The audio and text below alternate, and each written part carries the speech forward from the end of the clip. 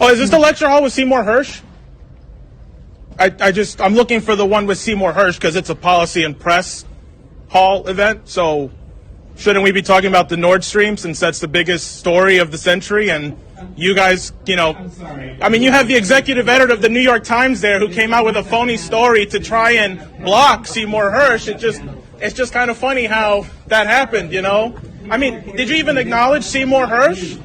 All of you are executive editors of papers that broke Pentagon, My Lai, Watergate. Is this the same papers or not? Is there anything you've gotten right in the last 20 years, or am I mistaken about that? It's just kind of funny because Iraq, wrong. Syria, wrong. Russiagate, really wrong. Okay?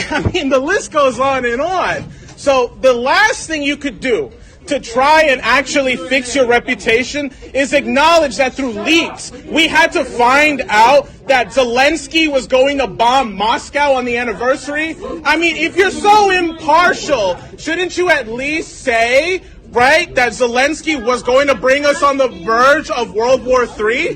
That seems pretty fair.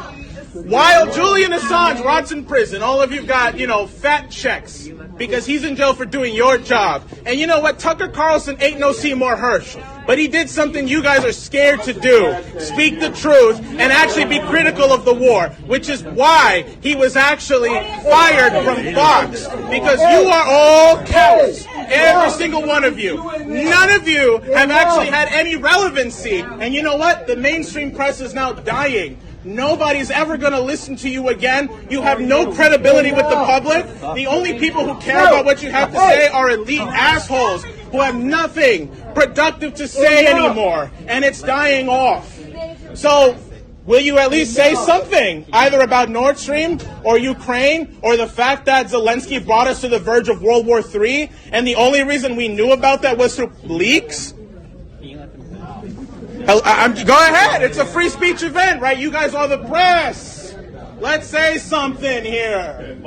Mr. Khan, come on. You're the executive editor of the New York Times, I'm just trying to get into some good trouble here, man. Woo, listen, Karen, get out of my face for a second. I got to talk to these gentlemen. Okay.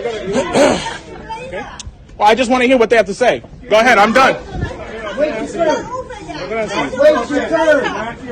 I'm telling you. Come.